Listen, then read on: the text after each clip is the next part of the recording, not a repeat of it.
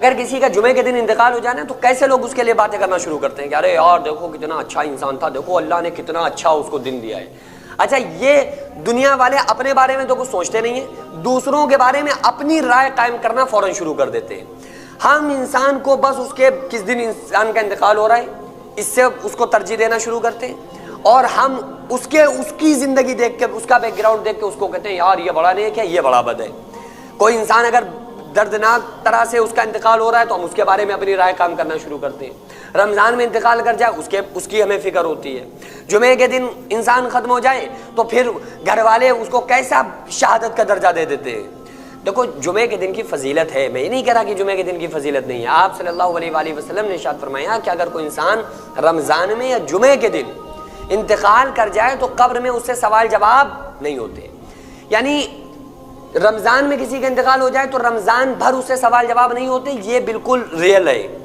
جمعے کے دن کسی کا انتقال ہو جائے تو اس سے جمعے کے دن قبر میں سوال جواب نہیں ہوتے، یہ بات بھی معتبر ہے۔ لیکن کیا جمعے کے دن گزرنے کے بعد، یعنی کسی انسان کا جمعے کے دن انتقال ہوا، جمعے کے دن اس سے سوال جواب نہیں ہوا، جمعے کے دن کے بعد اس سے سوال جواب ہوتے ہیں یا نہیں ہوتے، اس میں اختلاف ہے۔ رمضان گزر گیا، رمضان میں کسی کا انتقال ہوا، رمضان کا مہینہ گزر گیا، اب رمضان کا مہینہ گزرنے کے بعد اس سے قبر میں سوال جواب ہوتے ہیں یا نہیں ہوتے، اس میں بھی اختلاف ہے۔ بعض علماء فرماتے ہیں کہ جو گناہگار لوگ ہیں تو وہ اگر رمضان میں انتقال کر جائیں تو رمضان میں ان سے سوال جواب نہیں ہوتے ہیں، لیکن بعد رمضان پھر ان سے سوال جواب قبر میں کیے جاتے ہیں۔ یہی رائے جمعے کے دن مرنے والوں کے لیے بھی ہے۔ بعض علماء کہتے ہیں کہ جب کوئی انسان جمعے کے دن کسی کا انتقال ہونا تو جمعے کے دن اس سے قبر میں سوال جواب پوچھ گچھ نہیں ہوتی ہے، لیکن جمعے کے دن گزرنے کے بعد جو دن آتا ہے نا پھر اس سے قبر میں سوال جواب نہیں ہوگے۔ یعنی کہ جمعے کے دن کی فضیلت اس کو یہ حاصل ہوتی ہے کہ اس دن اس سے پوچھ گچھ اللہ تعالیٰ کی طرف سے نہیں ہوتی ہے۔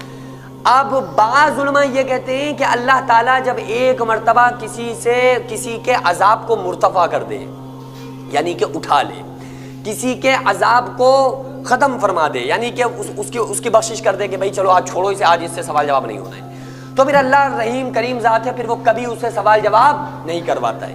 پھر اللہ کی رحمت سے انسان کو یہ امید رکھنا چاہیے کہ پھر انشاءاللہ اس سے پھر بعد میں بھی سوال جواب نہیں ہوگے۔ اسی طرح سے بعض علماء نے جمعے کے لیے کہا ہے کہ اگر جمعے کے دن انتقال ہو جائے تو بعد میں بھی پھر اللہ تعالیٰ معاف کر دیتا ہے۔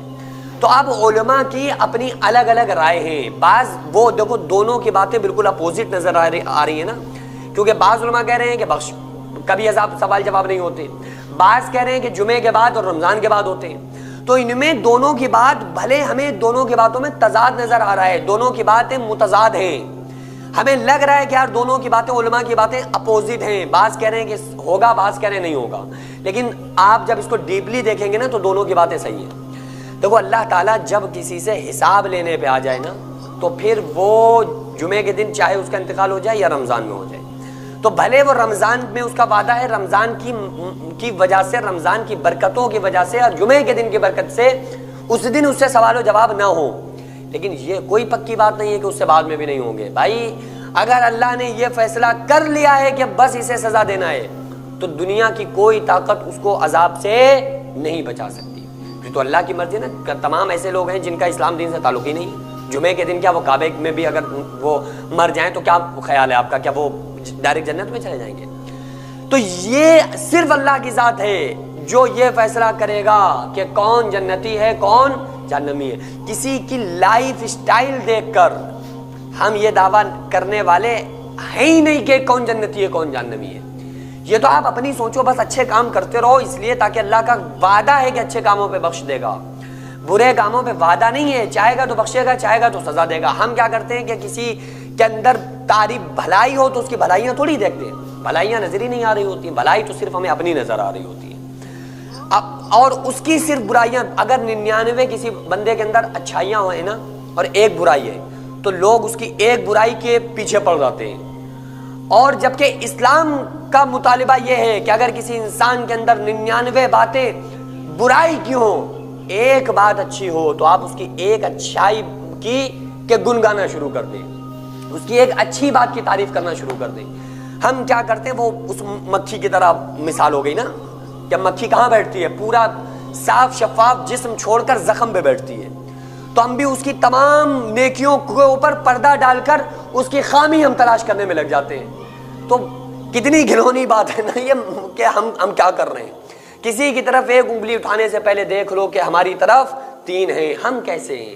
ہمیں تو اپنی کوئی فکر ہی نہیں ہے نا. ہم تو بس جیسے ہیں اچھے ہیں.